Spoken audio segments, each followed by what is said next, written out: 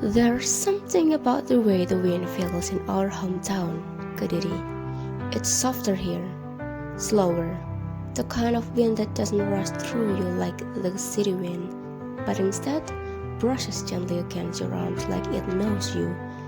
It smells like morning soil, soup, and laundries, like burning trash from someone sweeping the yard too early, or banana leaves swaying without purpose. And in between all, it carries the whispers of memories once you thought you'd forgotten until they knocked gently in the back of your mind. I hadn't visited in months, probably close to a year, to be honest. We always say we'll come here more often, but life happens. And then suddenly it almost it again, and you're cramming six giant bags into a car for a 5-day trip like a survival mission. The trip itself was classic. Hours of traffic, cramped lanes, tall booths that stretch into infinity, and a questionable bathroom stop in the middle of nowhere that I'm trying to erase from my memory. But all of that, the stiffness, the bickering, the sleeping with your neck at a weird angle part of the journey melted away the second we stepped out of the car and into the dust of the quiet of our hometown. I took one deep breath, and then instantly it hits me. Oh my god, I said, turning to my brother as I looked around. He smells the same, never changed at all. He sniffed the air, shrugged, and said, "Smells like smoke and chicken poop." The house still had that low, sun-faded look. Someone was burning dried leaves nearby.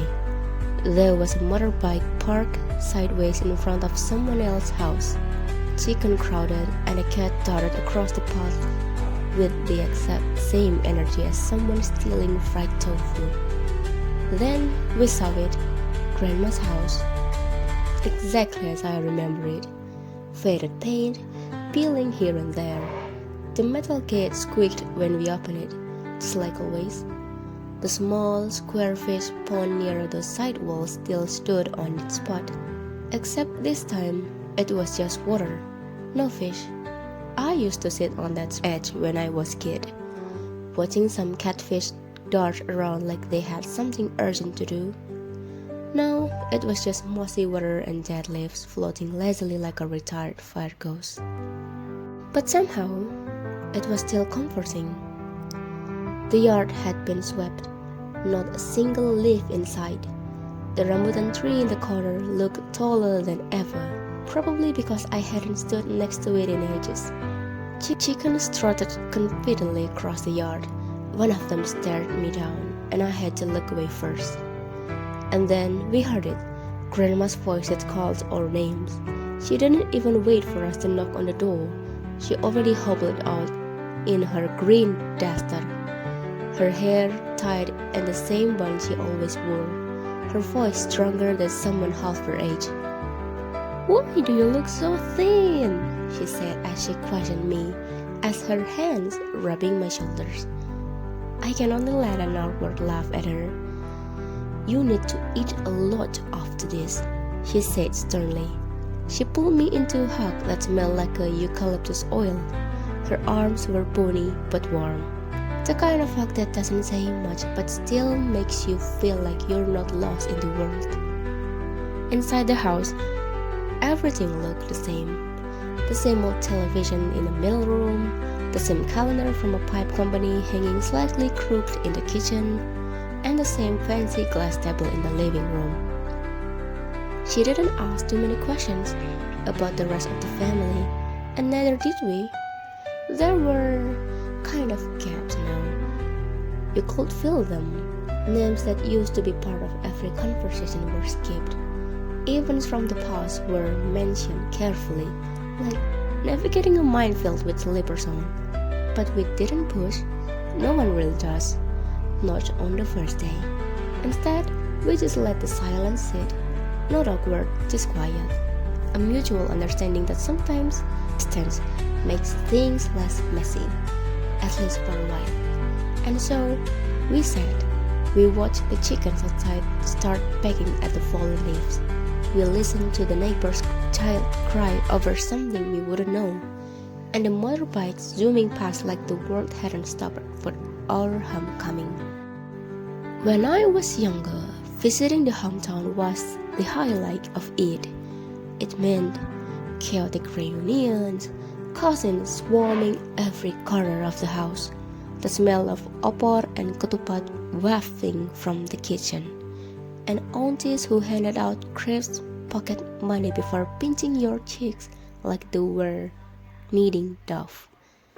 I used to run across the house to try climb the pillar or the terrace before my mom shouted at me to calm down. But over the years, things changed. Arguments happened, misunderstandings brewed in silence, never truly addressed. Some visits ended in a quiet tension, others didn't happen at all. People stopped calling, group chats died down, and just like that, the big family I used to know slowly unraveled into polite distance. Now the only person we ever visit in Kediri is my grandma, and even that feels kind of sad. Instead, the usual chaos, pots bubbling over, voices shouting across rooms, and too many people trying to chop onions at the same time. It was just us now. My mom and I helped grandma in the kitchen, though most of the time it felt like we were just watching her do things her way. She had this rhythm, one she'd repeated for years. "Don't cut the garlic like that," she scolded gently, taking the knife from my mom's hand and doing it herself with trembling fingers.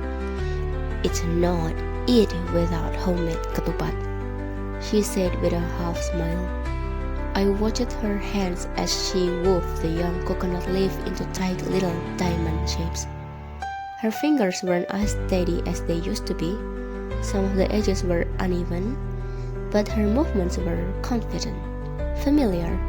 Her muscle memory, it seemed, still remembered even if her joints protest. I wanted to tell her that it is okay if we broke ketupat from the stall down the street. No one would care. It was still 8, but I did. I let her hold on to the things she knew, the routine that gave her a sense of control in a world that kept changing around her. Later that evening, as the sun dipped below the rooftops, painting the sky a dull orange, I stretched out in the middle room in front of the old television. The remote had to be smacked a few times before it worked. I yawned dramatically, twice, maybe 3 times before I finally opened my laptop. So, there was I, half laying, half sitting, with my knees bent and laptop balanced on the thin pillow, typing lazily.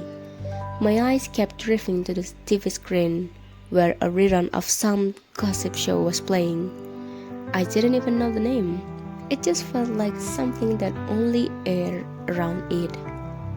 Outside, the night began to bloom slowly and softly. The first takbir came from a nearby mosque. Then, like a domino effect, another followed, and another. The whole village began to echo with the sounds of takbiran, some calm and solemn, others lively and fast, mixed with the occasional beating of the drums or the hum of loudspeakers crackling at full volume.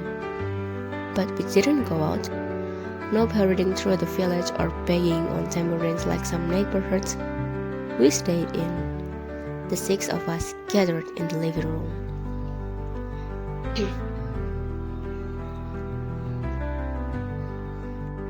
My grandma was wrapped in a thin jacket on the couch, her feet tucked beneath her. My dad sat beside her, sipping hot tea from a ceramic mug and talking in a casual low tone. My mom is with me, scrolling through e-commerce platforms, looking for anything. My 2 younger brothers had claimed both ends of the carpeted floor and were glued to their phones, occasionally showing each other a meme or a short video and laughing under their breath. After a while, I leaned back and let my eyes wander to the open window. Outside, The night air smelled faintly like smoke and grass. The lights from a neighboring house blinked through the banana leaves. Somewhere in the distance, a group of kids were shouting takbir in sync, their voices high and excited. It's nice to be young. On Eid morning, the village stirred early. The azan cracked through old speakers and the road outside filled with people in their best clothes, heading to the mosque. We dressed quietly. My cream-colored clothes was a little crumpled, probably from moving and adjusting it for a little too much. The mosque wasn't far, just a 5-minute walk. It was the same one I used to visit when I was younger, so the paint had been redone. We spread out our mats in the open field, the paved ground still damp from the small rain last night. During the sermon, I watched my grandma. She looked peaceful, and for a second, I wished the rest of the family was there too. Not for me, but for her. After prayer, most people went around hugging neighbors, exchanging apologies, and making plans to visit each other's homes. We also did that as a formality before heading back home, preparing for upcoming guests.